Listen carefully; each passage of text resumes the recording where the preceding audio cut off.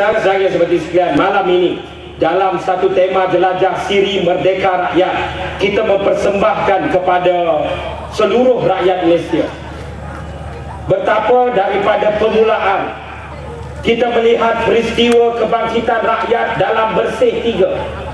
Dulu bersih satu, ataupun ketika zaman reformasi cuma ada kelompok-kelompok kecil yang bangkit, yang majoritinya orang Melayu. UMNO Barisan Nasional main dalam TV, dia takutkan orang Cina. Dia kata apa? Dia kata, "Hei orang Cina, jaga orang Melayu nak buat rusuhan seperti di Indonesia." Orang Cina pun takut, dan pilihan raya 99, kelompok bukan Melayu amat kurang menyokong Pakatan Rakyat ataupun Barisan Alternatif pada ketika itu. Kemudian datang bersih satu, mereka kata benda yang sama sebab majoriti Melayu. Tetapi apabila bersih tiga, mereka tak boleh lagi gunakan sentimen perkauman, sebab 300,000, sekurang-kurangnya setengah daripada crowd itu merupakan orang Cina yang bangkit bersama dengan rakyat Malaysia. UMNO cuma hidup, Barisan Nasional cuma hidup dengan isu perkauman semata-mata. Mereka sudah habis modal, kerana kita telah membuktikan kepada rakyat kita benar-benar sudah boleh memerintah negara Malaysia. Dulu mereka kata mereka lah yang terhebat, tanpa Barisan Nasional tak ada jalan, tanpa Barisan Nasional tak ada elektrik, tanpa Barisan Nasional tak ada sekolah. Tapi hari ini saudara, di Kedah, di Pulau Pinang, di Selangor, di Perak 10 bulan, di Kelantan, ada sekolah tutup ke tidak? Ada jalan raya kita angkat dan buang. Jalan raya tetap sama, malah lebih baik lagi daripada apa yang mereka perintah. Maka imajinasi pembohongan UMNO dan Barisan Nasional semakin terdesak. Maka mereka kembali satu-satunya saudara peluru mereka, iaitu perkauman. Hari ini sebagai yang pertamanya saya sebut kepada semua, kita ingat kita berasal daripada teman masa-masa kita kecil. Saya membesar di Negeri Sembilan, sebuah tempat namanya Rasah di Seremban Negeri Sembilan. Saya masa kita kecil, kita sama. Kita ada kawan Cina, kita ada kawan Melayu, kita ada kawan India. Kita tak pernah nak berkawan. Kita kata Cina, kita tak berkawan, tidak. Malah saya dirasa setiap kali saya nak pergi sekolah, saya kena lalu kampung Cina, Rasah Cincun. Sampai saya boleh kita berkawan masa tadika, kita kongsi lagu-lagu. Saya ajar budak Cina nyanyi lagu Rasa Sayang. Budak Cina ajar saya nyanyi lagu. Saya ingat uncle pun tak ingat itu lagu lagi, lagu Kindergarten. Kerenlai kau papa, papa ha. Ingat, you ingatkan lagi itu lagu.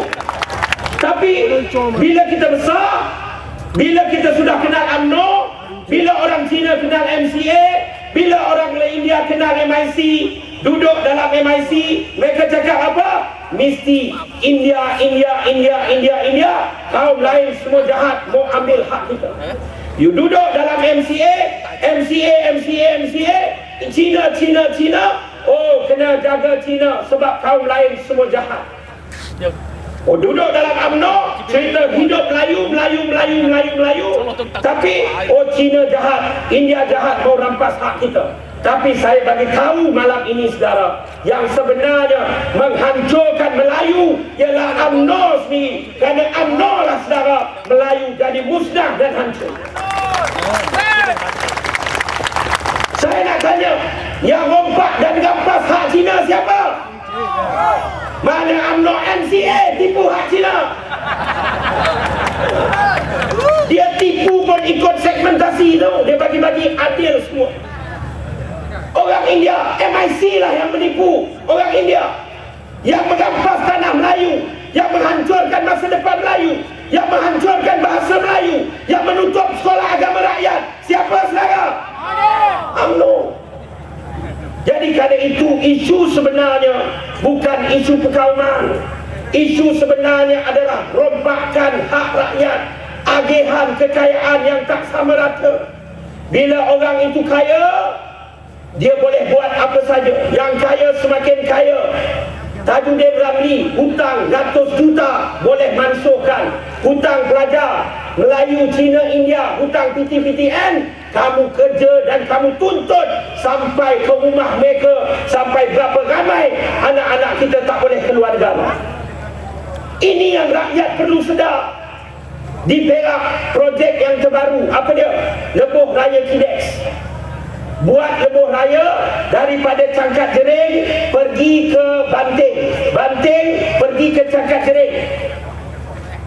Kementerian Keuangan umum harga projek 3 bilion, 3 bilion Bali.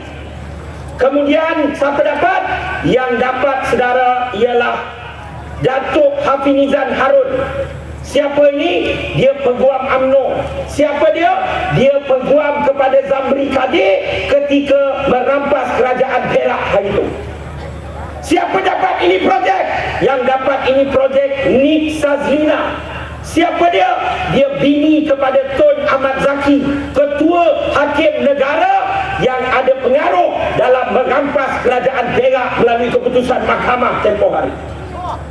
Sudahlah dia dapat 3 bilion. 3 bilion.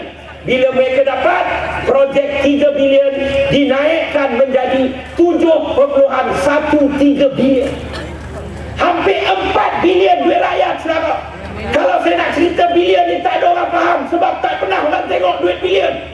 Tapi mereka rampas bilion bagi pada rakyat RM500. Rakyat punya seronok, susun duit 500, keluar TV3.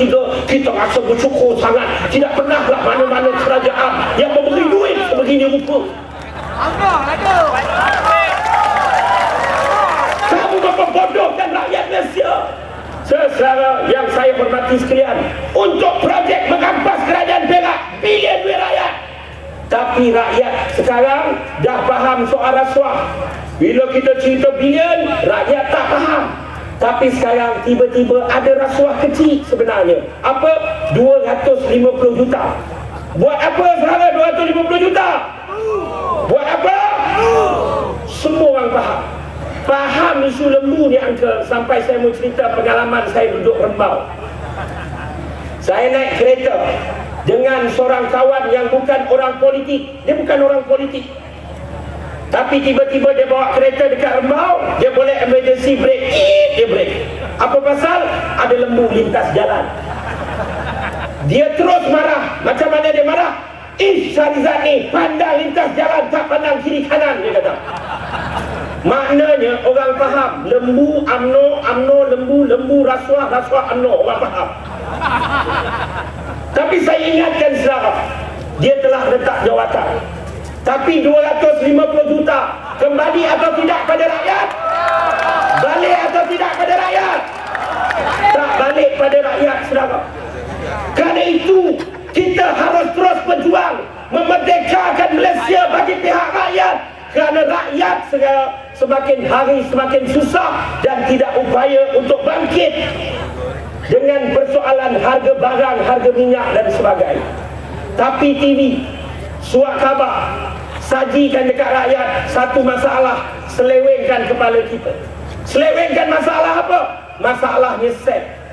Hari-hari uncle dalam surat khabar, pakcik dalam surat khabar, hari-hari keluar isu seks, seks, seks dan seks. Adakah masalah rakyat Malaysia ni kekurangan seks? Mereka sajikan kita dengan seks, seks dan seks. Yang sebenarnya adalah ini semua penyelewengan semata-mata. Malam ini saya telah dengan kawan-kawan kita buat satu video. Sebab kita nak terangkan pada rakyat, kita nak terangkan pada rakyat yang sebenarnya isu seks ini hanyalah penyelewengan semata-mata. Teknologi ini boleh menipu semuanya. Ini adalah cabaran yang dijanjikan kepada umat akhir zaman, saudara. Saya ni ada video 4 minit kita nak tunjukkan. Tolong mainkan.